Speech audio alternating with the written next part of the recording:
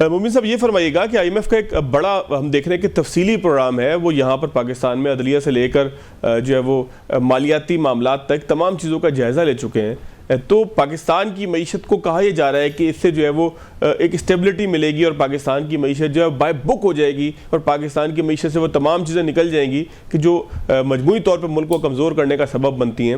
تو سر اگر دیکھا جائے تو کیا اس کے دوررس نتائج ہوں گے؟ کیا آپ سمجھتے ہیں کہ معیشت پر آگے فیوچر میں جا کر کیا اثرات ہونے آئی ایم ایف کے اس پروگرام کے؟ جی Fawaz, thank you very much. سب سے پہلے تو for inviting to your show. آپ کے سوال کا میں جواب دوں گا کہ S and P global market intelligence کی اسسمنٹ کے مطابق پاکستان کے جو مائکرو اکنامک انڈیکیٹرز ہیں وہ ڈیفینیٹلی امپروو ہوئے ہیں over the past year and half, سال ڈیڑھ سال میں. اور اس کے پیچھے 3 پازیٹیو ڈیولپمنٹس تھیں جن کی وجہ سے یہ ہوا. ایک، آپ کا جو فسکل ڈسپلن تھا وہ اس کی وجہ سے آپ نے اپنا فسکل سٹانس ٹائٹ رکھا جس کی وجہ سے ایک پروڈنس آئی. سیکنڈ، آپ کی مانیٹری پالیسی اپروپریٹ تھی. جیسے ہم نے دیکھا کہ پچھلے 2 سالوں میں آپ کی انفلیشن ڈیکیڈز ہائی لیول پہ چلی گئی تھی. اس کو کاؤنٹر کرنے کے لیے، اس کو ٹیکل کرنے کے لیے آپ کا مانیٹری سٹانس ٹائٹ رکھا گیا جو کہ اپروپریٹ تھا. تھرڈ، آپ کو کنٹینیوڈ ایکسٹرنل فائنینسنگ کی سہولت ملی جس کی وجہ سے آپ نے اپنی ری پیمنٹس جاری رکھی. اور ان تینوں ڈیولپمنٹس کو انڈر پن کیا کرا تھا آپ کے دونوں آئی ایم ایف پروگرامز. سب سے پہلا جو ابھی ریسنٹلی کنکلوڈیڈ آپ کا ایس پی اے پروگرام تھا جو انٹرم تھا 9 منتھس کا، اور دوسرا ابھی جو جاری ہے E F F extended fund facility programme جو 37 منتھس کا ہے $7 بلین کا. اب ایک اور فائدہ جو آئی ایم ایف پروگرام کا ہوتا ہے for a developing country like Pakistan, اسے ہم ٹیکنیکل ٹرمز میں کہتے ہیں کہ آئی ایم ایف پروگرام جو ہے وہ آپ کو ایک سیل آف اپروول دیتا ہے.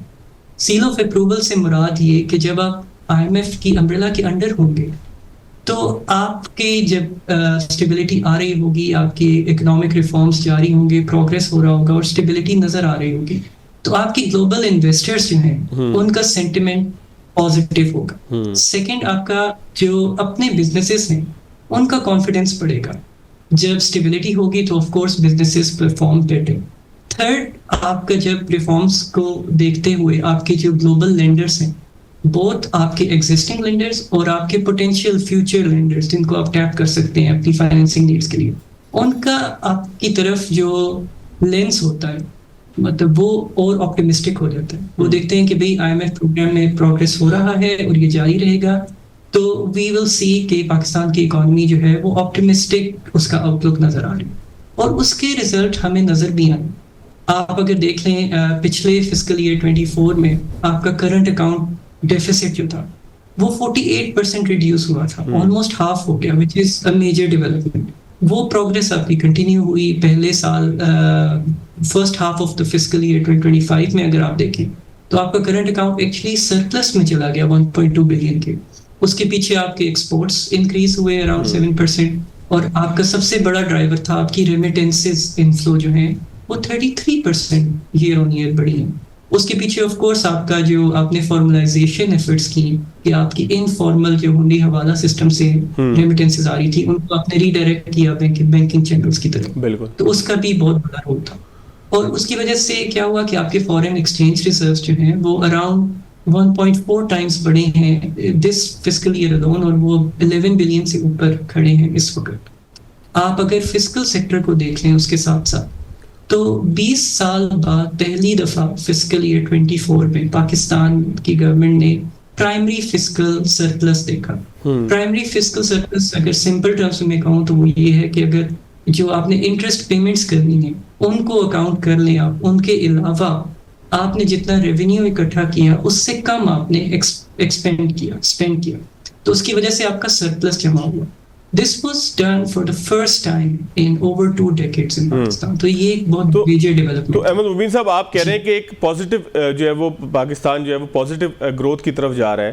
اگر اتنی پازیٹیو ہے تو کیا ہم وزیر خزانہ اور وزیر اعظم پاکستان کے ان بیانات کو درست سمجھ سکتے ہیں کہ جہاں وہ یہ دعویٰ کرتے ہیں، خواہش کا اظہار کرتے ہیں کہ یہ پاکستان کا آخری آئی ایم ایف پروگرام ہوگا، تو کیا اب ہم اس سائڈ لیڈ کرنا شروع ہو گئے؟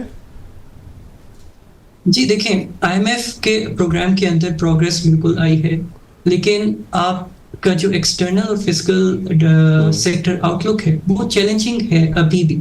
اس چیز کو مد نظر رکھنا ہوگا کہ آپ کی ایکسٹرنل ڈیٹ ری پیمنٹس میڈیم ٹرم میں جو ہماری پروجیکشنز کے مطابق وہ ایلیویٹڈ ہی رہیں گے. وہ تقریباً 4% آف جی ڈی پی آپ کا ہر سال آپ کو چاہیے ہوگا اپنی ایکسٹرنل ڈیٹ کو ری پے کرنے کے لیے. آپ کی گراس فائنینسنگ نیڈس جو ہیں وہ اراؤنڈ 26 سے 27 بلین ڈالرز کے اراؤنڈ ہوں گی ایوری ایئر. تو اس کے لیے آپ کو فسکل اسٹیبلٹی چاہیے ہوگی, اور جو ریفارمس آپ نے انٹروڈیوس کیے ہیں اس کو کنٹینیو رکھنا پڑے گا. سیکنڈ, آپ کے جو سب سے بڑا جو چیلنج ہے وہ کسی بھی اکانومی کا اور جو بیسٹ پریکٹس ہے ٹورڈز لانگ ٹرم سسٹینیبلٹی, وہ یہ کہ آپ کے جو اسٹرکچرل ایشوز ہیں اس کو آپ ٹیکل کریں. پاکستان میں اسٹرکچرل ایشوز اس وقت کیا ہیں؟ آپ کی ٹیکس بیس, اگر فسکل سیکٹر پہ دیکھ لیں, ٹیکس بیس آپ کی بہت نیرو ہے. آپ کا tax to G D P ratio 9 to 10% of G D P ہے, وچ از ویری لو. اور اس کی وجہ سے کیا ہوتا ہے کہ آپ کا جو ہیوی ویٹ سیکٹرز ہیں آپ کے جی ڈی پی میں جن کا کنٹریبیوشن سب سے زیادہ ہے, ایگریکلچر ہو گیا, ریٹیل سیکٹر ہو گیا, آپ کے ریئل اسٹیٹ ہو گیا, ہول سیل ٹریڈرز ہو گئے, وہ سب کی جو ٹیکس میں کنٹریبیوشن ہے ورسز جو جی ڈی پی میں کنٹریبیوشن ہے ان کا کمپیریزن نہیں ہے. وہ کیونکہ زیادہ تر شیڈو اکانومی یا انفارمل اکانومی کا حصہ ہیں. تو آپ ٹیکس بیس کو براڈن کرنے کے لیے آپ کو ان کو ٹیکس بریکٹ میں لانا ہوگا, اور جب تک وہ انڈر ٹیکسڈ یا ان ٹیکسڈ رہیں گے آپ کا ٹیکس بیس وائڈ نہیں ہو سکتے. اور اس کا سیکنڈ امپیکٹ کیا ہوگا کہ آپ کی بیکاز ٹیکس بیس نیرو رہی ہے ہسٹوریکلی, تو آپ کی ڈپینڈنس انڈائریکٹ ٹیکسز پہ زیادہ ہو گئی.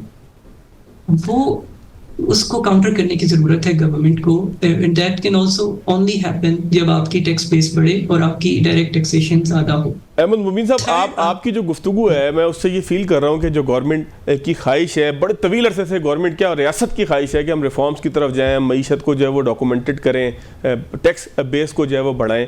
تو کیا میں اس گفتگو سے یہ نتیجہ اخذ کر سکتا ہوں کہ ٹھیک ہے کہ جو 100% اچیومنٹس ہونی چاہیے تھی شاید وہ نہ ہوں, لیکن ہم راستہ ٹھیک لے چکے ہیں, جس روڈ کے اوپر ہم نے جانا تھا وہاں جو ہے وہ اس روڈ کی طرف ہم چلے جا چکے ہیں کہ جس نے منزل کی طرف جانا ہوتا ہے, یا بجائے اس کے کہ پیچھے کی طرف جائے؟ جی بالکل. دیکھیں اگر آپ آئی ایم ایف کے پروگرام کو دیکھ لیں, اس کی ورڈنگ دیکھیں, آپ جو بھی ریسنٹلی بجٹ آیا تھا فسکل ایئر کا اس کو دیکھ لیں, تو اس کے مطابق تو بالکل ڈائریکشن لگ رہی ہے کہ ٹیکس بیس کو براڈ کرنا is a priority of the government. آپ کا ایگریکلچر سیکٹر کو وہ ٹارگیٹ کر رہے ہیں تھرو لیجسلیٹو ریفارمس, ٹھیک ہے, تاکہ ان کی ٹیکسیشن کی کنٹریبیوشن بڑھی جائے. آپ کے ریٹیل سیکٹر اور ہول سیل ٹریڈرز کو بھی ٹارگیٹ کیا جا رہا ہے کہ ان سے ٹیکس کنٹریبیوشن انکریز ہو. So overall signs are pointing towards progress. لیکن کی ہمیشہ کسی بھی ایمرجنگ مارکیٹ کے لیے کیا ہوگی؟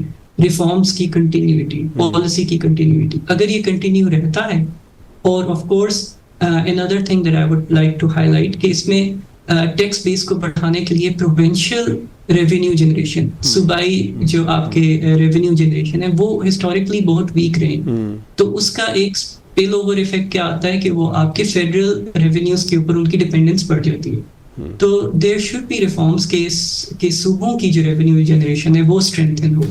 اگر یہ تینوں چیزیں کنٹینیو کی جاتی ہیں تو بالکل آپ کو ٹیکس بیس جو ہے وہ امپروو ہوتی ہوئی نظر آئے گی, گریجولی آف کورس, لیکن definitely on the positive side. بہت شکریہ احمد مبین صاحب, بڑی اچھی بات کے ساتھ ہم آپ کے ساتھ گفتگو کا اختتام کر رہے ہیں کہ پاکستان کم از کم پروگرس کی طرف تو جا رہا ہے, کوئی ٹنل کی دوسری سائڈ پر کوئی لائٹ تو ہمیں دکھائی دے رہی ہے. ناظرین ایک بریک لیتے ہیں, بریک کے بعد آئیں گے تو ذرا انٹرنیشنل معاملات کا جائزہ لیں گے. ڈاکٹر قمر چیمہ ہمارے ساتھ موجود ہیں.